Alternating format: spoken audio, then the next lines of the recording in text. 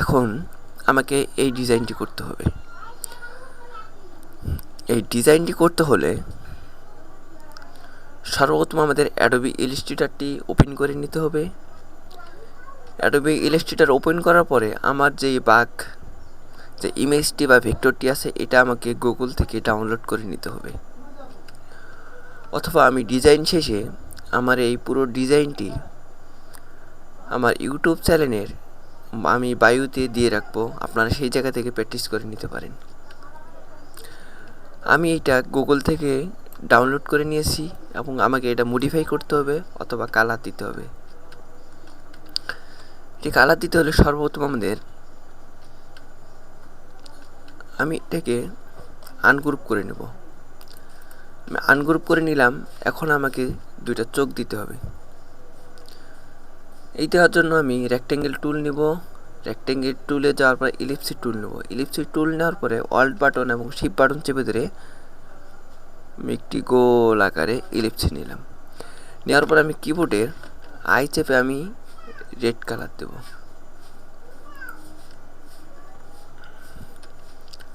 আমি red colour দিলাম। Red colour দেওয়ার পর আমি একটু রাউন্ড করে নিলাম। আমি একটু ঘুরিয়ে নেই, এইভাবে নিলাম। আমি এইটা সিলেকশন করে অল্ট বাটন চেপে ধরে আমি এই জায়গাটাই দেবো। আমারটা বড় হয়ে গেছে। আমি অল্ট বাটন এবং শিফট বাটন চেপে ধরে আমি ছোট্ট করে দেব, আরেকটু ছোট্ট করে দেব। ওকে আরেকটু ছোট্ট করে দিতে হবে।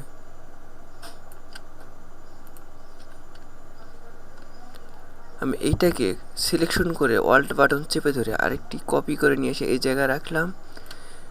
এই জায়গায় রাখার পরে আমি মাউজের রাইট বাটন চেপে ট্রান্সফর্মে গেলাম। ট্রান্সফর্মে যাওয়ার পরে আমি রিফ্লেক্ট করে দিলাম, পরে আমি কপি করে দিলাম। আমার দুটাই মাপ মতো নেওয়া শেষ। এখন আমাকে ভিতরে যে জিপটি আছে এই জিপটি আমাকে দিতে হবে। এইটি দেওয়ার জন্য আমি এই জায়গা থেকে পেন টুল নেব। পেন টুল নেওয়ার পরে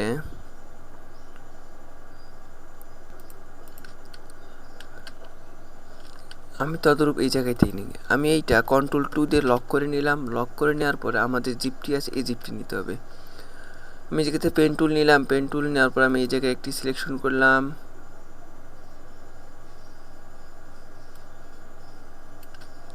তবে আমি জিপ ব্যাটার মতো আমি তৈরি করে নেব।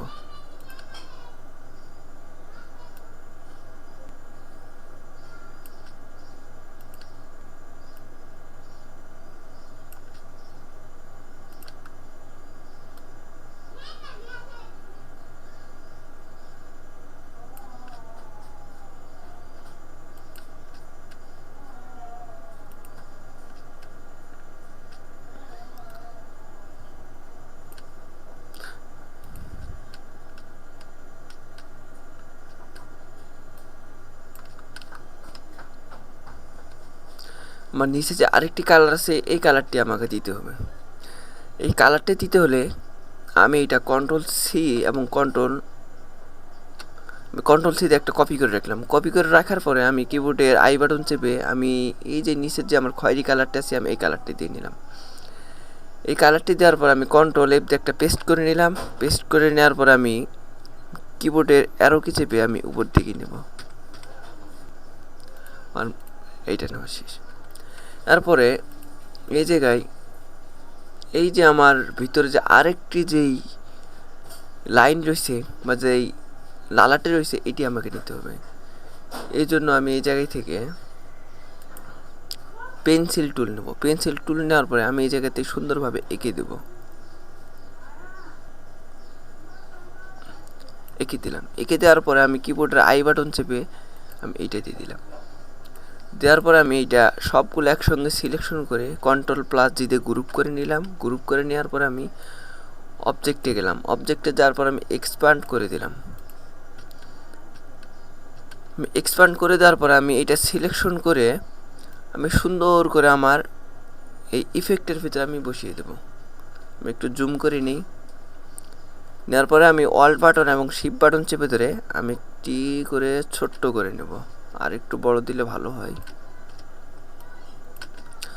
তো মাপ মতো করে নিলেই আমাদের যথেষ্ট।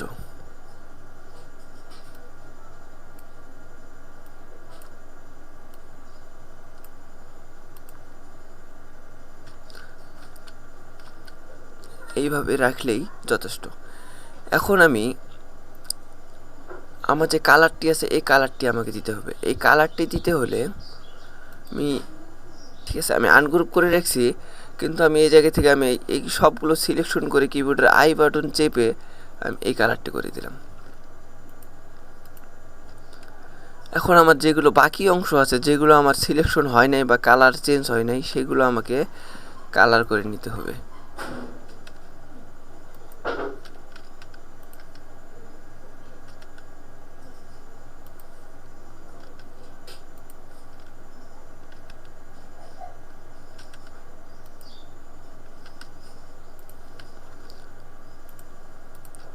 আমার কালার দেওয়া শেষ। আমার এই জায়গায় এই যে দুইটা দাঁত আছে, এই দাঁত দুইটা আমার এই জায়গাতেও সাদা, আমার এই জায়গার মধ্যেও সাদা। এখন আমার পুনরায় এভাবেই করতে হবে। এর জন্য আমার কালারটি দেওয়া শেষ। এখন আমি সবগুলো একসঙ্গে সিলেকশন করে Ctrl+G দিয়ে গ্রুপ করে নিলাম। গ্রুপ করে নেওয়ার পর আমি অবজেক্টে যাব, অবজেক্টে যাওয়ার পর এক্সপান্ড করে নিতে হবে। এক্সপান্ড আমি যদি না করি, আমার আমি যেগুলো কাজ করছি পেন টুল দিয়ে বা পেন্সিল টুল দিয়ে, আমি যতবার জুম আউট জুম ইন করবো আমার সবগুলো ফেটে যাবে। এই জন্য আমাকে অবজেক্টে যাওয়ার পরে এক্সপান্ড করে নিতে হবে। এখন আমি একটি সেফটির জন্য আমি একটি কপি করে রাখতে পারি এইটা, কারণ ডিজাইন করতে গেলে অনেক সময় ভুল হয়, সেটা আবার পুনরায় ব্যাগে আসতে গেলে অনেক সময় লাগে বা ডিজাইনটি বাদ হয়ে যেতে পারে। এই জন্য আমি একটি কপি করে রাখবো। অল্ট বাটন চেপে ধরে আমি একটি কপি করে রাখলাম। এখন আমি এটা সিলেকশন করে হরিজন্টাল অ্যালাইন সেন্টার করে দিলাম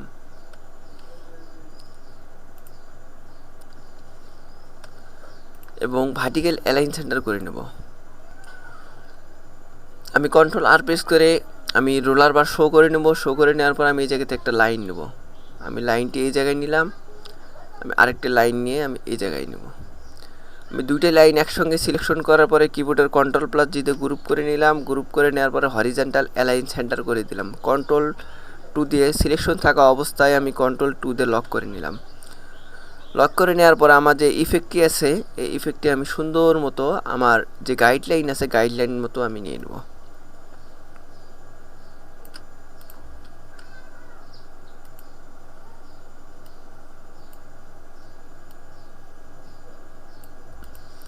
আমার গাইডলাইন মতো আমি নিয়ে নিয়েছি। আমার লেখাগুলো আমি আগে থেকে টাইপ করে রেখেছি। এখন আমি সবগুলো একসঙ্গে সিলেকশন করে মাউজের রাইট বাটন চেপে অ্যারেঞ্জে গিয়ে বিং টু ফন্ট করে দেবো। আমি অ্যারেঞ্জে গিয়ে বিং টু ফন্ট করে দেওয়ার কারণ হলো, আমি বিং টু ফন্ট যদি না দিই, তাহলে আমার যে লেখাগুলি আছে লেখাগুলি সব এই ডিজাইনের নিচে আসবে, ততটুকু আমি দেখতে পারবো না, আবার নতুন করে ঝামেলা হয়ে যাবে আমার।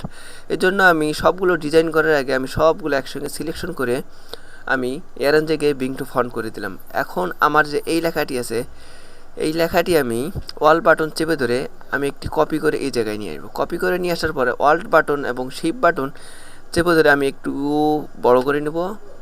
আমি বড় করে নিলাম। বড় করে নেওয়ার পর আমি এই জায়গাতে ইফেক্টে যাব। ইফেক্টে যাওয়ার পর আমি অর্পে আসবো। অর্পে আসার পর আমি আর্টসে গেলাম।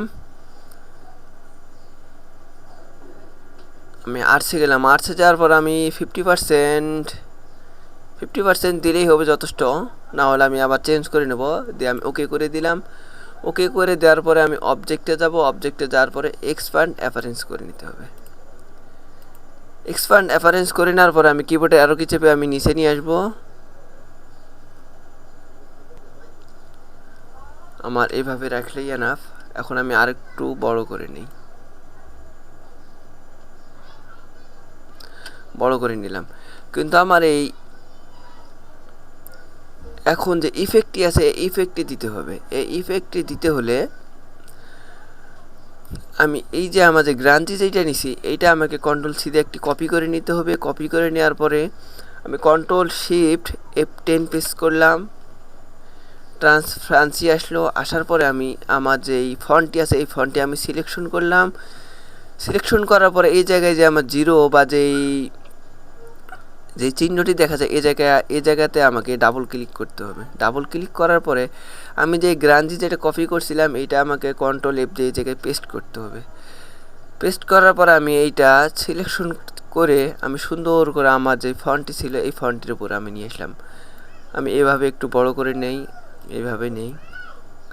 আমার নেওয়া শেষ। এখন আমি রিলিজ করে দেব। আমি এইভাবে মেক করে দিলাম, করে দেওয়ার পর আমার এটা নেওয়া শেষ। এখন আমি এটা মাইনাস করে দেব, ক্লোজ করে দিলাম। এখন আমার যে এই যে লেখাটি আছে এই লেখাটি আমাকে নিতে হবে। এই লেখাটি নিতে হলে আমি সুন্দর করে এই জায়গায় থেকে আমি এই জায়গায় নিয়ে যাব। নিয়ে যাওয়ার পরে আমি সুন্দরভাবে একটু করে ছোট করে নেব। আর এইভাবে রাখলেই যথেষ্ট। এই জায়গায় থেকে আমি অ্যালাইনে গিয়ে হরিজন্টাল অ্যালাইন সেন্টার করে দিলাম।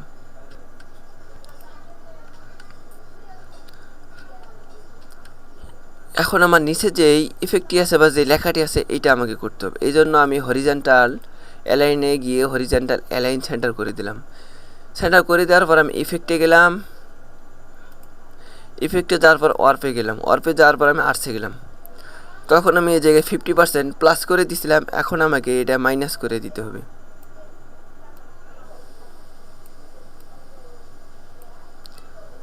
আমি এটা 93% মাইনাস করে দেওয়ার পর আমি ওকে করে দিলাম। ওকে করে দেওয়ার পরে আমি যখনই ইফেক্টে যাওয়ার পরে আসছে বা যে কোনো আমি বিষয় নিয়ে এইটা করব সবগুলোকে কিন্তু আমার এইভাবে দেখাবে। আমি এইটা যদি অবজেক্টে গিয়ে আমি যদি এক্সপান্ড অ্যাপারেন্স করে দিই আমার এরকম আর শো করবে না। এই তো। এখন আমাকে অল্ট বাটন এবং শিফট বাটন চেপে ধরে আমি একটু করে ছোট করে নেব।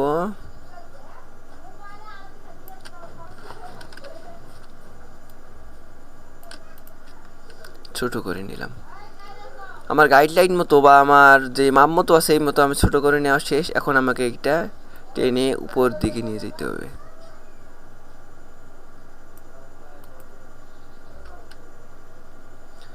আমি এটা আর একটু উপরে দিলে আমার দেখতে অনেক সুন্দর লাগবে।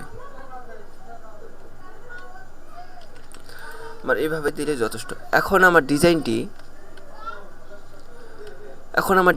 এইটার মতো ডিজাইনটি হয়ে গেছে। এখন আমার যে এই দুইটা গাইডলাইন ছিল এই দুইটা গাইডলাইন আমাকে ডিলিট করে দিতে হবে। আমার এই দুইটা কিন্তু লক করা ছিল, এখন আমাকে আনলক করে নিতে হবে। আনলক করতে হলে কিবোর্ডের কন্ট্রোল বাটন এবং অল্ট বাটন এবং +2 চাপবো। 2 চাপার পরে আমাকে আনলক হয়ে গেল। আমি দুইটা মিলে সিলেকশন করে আমি কিবোর্ডের ডিলিট কি প্রেস করে আমি ডিলিট করে দিলাম।